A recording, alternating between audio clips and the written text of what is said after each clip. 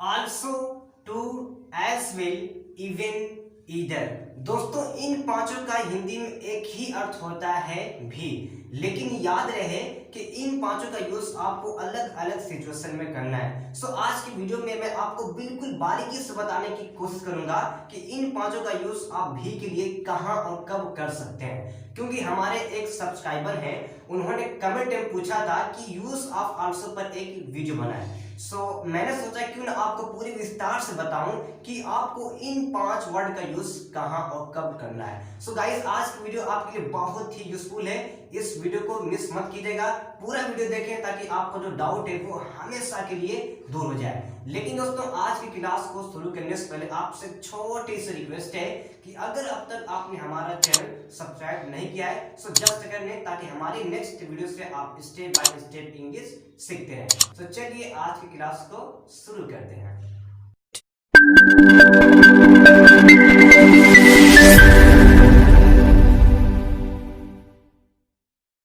दोस्तों हमारा पहला एग्जाम्पल है वह भी आ रहा है, तो आप इससे इंग्लिश में ट्रांसलेट करेंगे he is also coming, he is coming too, he is coming as well, even he is coming.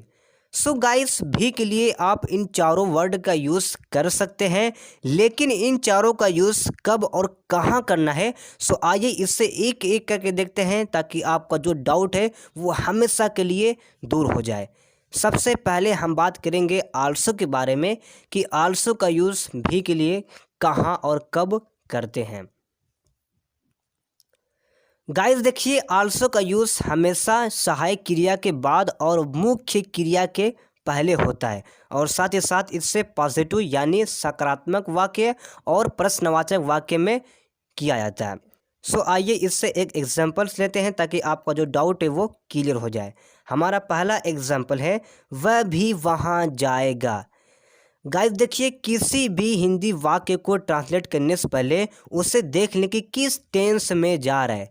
जिस टेंस में जाएगा ठीक उसके अकॉर्डिंग आप उस सेंटेंस को ट्रांसलेट कर देंगे। ये जाएगा फ्यूचर इंडेफिनिट में। क्यों? क्योंकि आप जानते हैं कि किसी भी सेंटेंस के लास्ट में गा गी गे आए तो वो फ्यूचर इंडेफिनिट की पहचान होती है। तो आप बनाएंगे he will also go there, he will also go there. तो यहाँ पर आप देख सकते हैं कि मैं सहायक क्रिया के बात किया हूँ विल के बाद आल्सो, और मुख्य क्रिया क्या हमारा है जाना गो, तो उसके पहले किया हूँ। तो सिर्फ आपको ये याद रखना है कि हमें सहायक क्रिया के बाद और मुख्य क्रिया के पहले आल्सो का यूज़ करना रहेगा। चलिए अब नेक्स्ट एग्जाम्पल लेते हैं। नेक्स्ट एग्जाम्पल है मैं भी क्रिकेट खेलता हूँ, तो आप बनाएंगे आई आल्सो प्ले क्रिकेट। अब दोस्तों इसमें देखिए आपका सहायक क्रिया नहीं है। क्यों? क्योंकि आप जानते हैं कि अगर हमारा सेंटेंस प्रेजेंट इंडेफिनिट में आता है और पॉजिटिव हो तो उसकी सहायक क्रिया नहीं होती है, तो वहाँ पे हम डायरेक्ट उसकी मुख्य क्रिया लिखते हैं, यानी कि जो रहती है जैसे खेलना यहाँ पे है तो मैं पहले लिख दिया हूँ, तो उसके पहले आप यूज़ कर देंगे मुख्य क्रिया के पहले, तो आपका सेंटेंस बनेगा I also play cricket, I also play cricket. Clear है? चलिए अब बात करते हैं टू और एज विल के बारे में कि इसका यूज़ हम भी के लिए कहाँ कर सकते हैं। गाइस देखिए टू और आल्सो का यूज़ पॉजिटिव और इंटरोगेटिव सेंटेंस में किया जाता है, लेकिन दोस्तों यहाँ पर आपको एक बात याद रखनी है कि टू और एज विल का प्रयोग सेंटेंस के आखिर में होता है। याद रहे सेंटेंस के आखिर में होता है। कैसे? आइए कुछ सेंटेंस लेते हैं। हमारा सेंटेंस है वह भी इंग्लिश सीखेगा, तो आप बनाएंगे he will learn English too, right, he will learn English as well. तो इस सेंटेंस में आप देख सकते हैं कि मैं टू और एज वेल का यूज़ सेंटेंस के आखिर में किया। तो मैं बताया ना आपको कि अगर आपको एज वेल और टू का यूज़ भी के लिए करना है तो सिर्फ आप सेंटेंस के लास्ट में करेंगे। चलिए एक और सेंटेंस लेते हैं। हमारा नेक्स्ट सेंटेंस है मैं भी क्रिकेट खेलता हूँ, तो आप लिखेंगे I play cricket as well, I play cricket as well. तो ये था आपका एज वेल और टू। तो आप जान गए होंगे कि एज वेल टू का यूज़ कहाँ करना है, यानी कि आपको करना है सेंटेंस के लास्ट में। क्लियर है? चलिए अब बात करते हैं इवन के बारे में कि इवन का यूज़ हम सेंटेंस में कैसे कर सकते हैं। दोस्तों इवन का प्रयोग सेंटेंस के शुरुआत में होता है और साथ ही साथ इससे पॉजिटिव और नेगेटिव सेंटेंस में यूज़ किया जाता है। आइए कुछ इस पे एग्जांपल लेते हैं। हमारा एग्जांपल है वह भी इंग्लिश बोलता है, तो आप बनाएंगे इवन ही स्पीक्स इंग्लिश।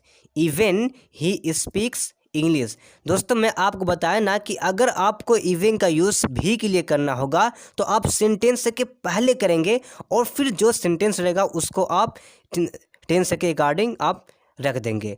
तो यहाँ मैं लिखा कि even he speaks English. Clear है? चलिए नेक्स्ट एग्जाम्पल लेते हैं।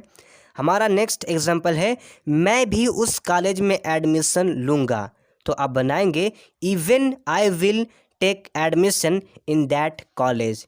Even I will take admission in that college. Clear है? तो चलिए अब बात करते हैं ईदर के बारे में कि ईदर का यूज़ हम भी के लिए कहाँ कर सकते हैं।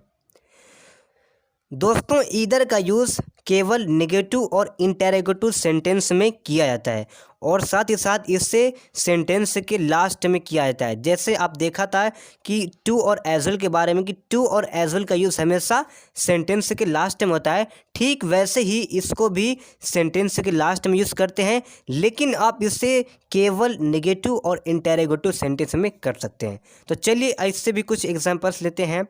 हमारा पहला एग्जाम्पल है मनोज भी नहीं जा रहा है, तो आप लिखेंगे Manoj is not going either. Manoj is not going either. Next example है मैं भी उससे बात नहीं करूँगा। I will not talk to him either. I will not talk to him either. तो सिर्फ आपको ये याद रखना है, अगर आपका सेंटेंस नेगेटिव में हो और भी के लिए आप ईदर का यूज़ करना चाहते हैं तो वहाँ पे आप कर देंगे, लेकिन सेंटेंस के लास्ट में। सो आई होप आप समझ गए होंगे कि as well, too, either, even, also का यूज़ कैसे कहाँ करना है।